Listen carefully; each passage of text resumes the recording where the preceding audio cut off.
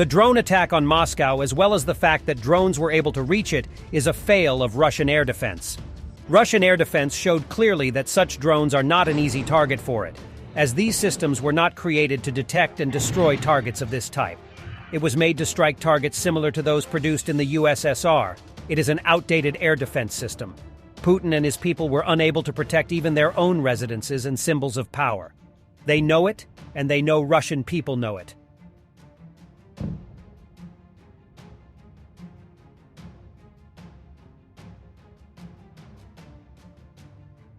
Putin commented on the drone attack on Moscow. He said Russia is being provoked, and there is no freedom of speech in Ukraine. Does he really believe any of that? Попытки вызвать ответную реакцию России. Видимо, на это рассчитано. Не провоцирует нас на зеркальные действия.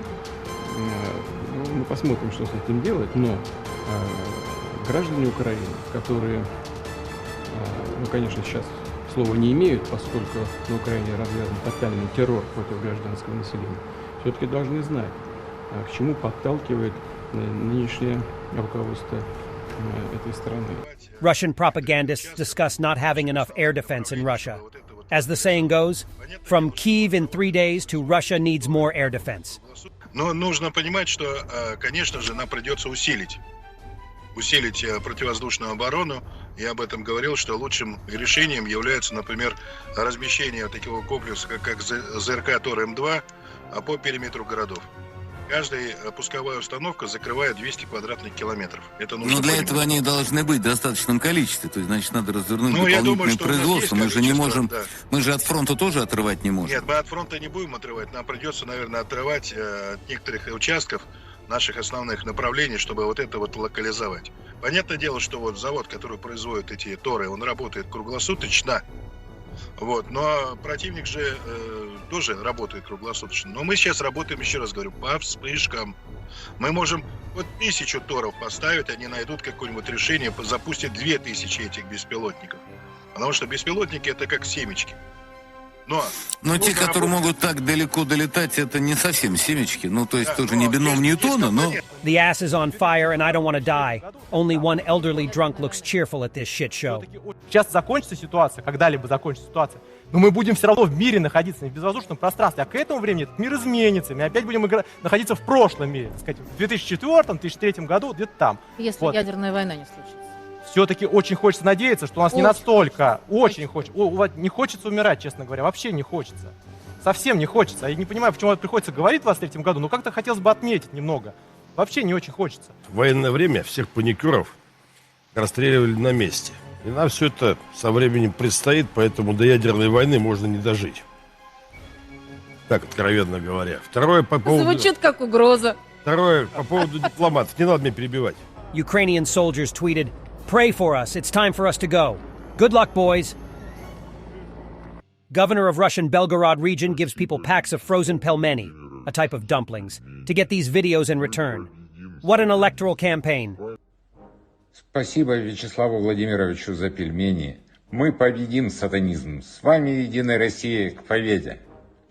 No sleep for Russians. Saboteurs disguised as Russian soldiers appeared in the Belgorod People's Republic and promised to carry out denazification and demilitarization in the region again.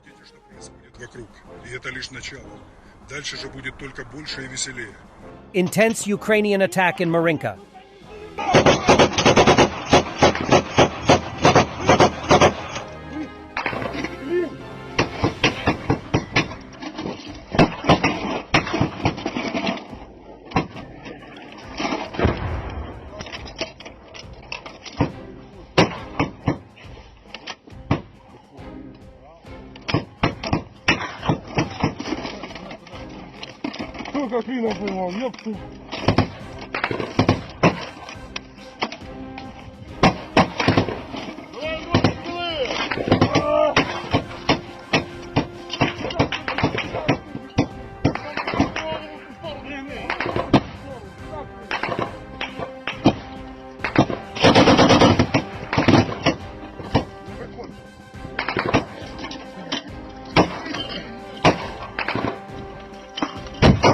The 3rd Assault Brigade here crumbles Russian positions southwest of Bakhmut. The Russians who did not find their final rest there could soon be seen fleeing the field. From the current forward part of the Bakhmut front, we can soon expect interesting news from the village of Klistchijivka and its surroundings.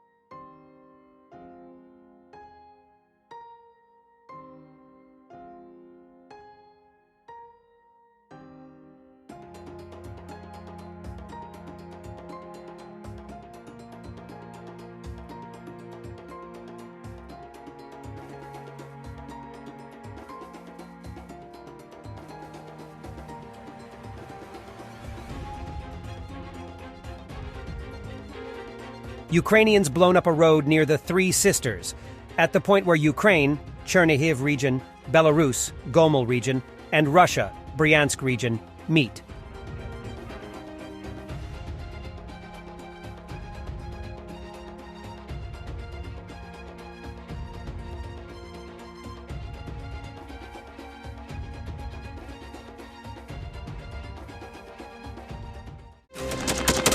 Thanks for watching, and don't forget to subscribe. Also, if you want to support Warthog Defense, please become our member and get early access to new videos, exclusive members-only videos, and become administrator in comment section. The membership link is in the description. Rescues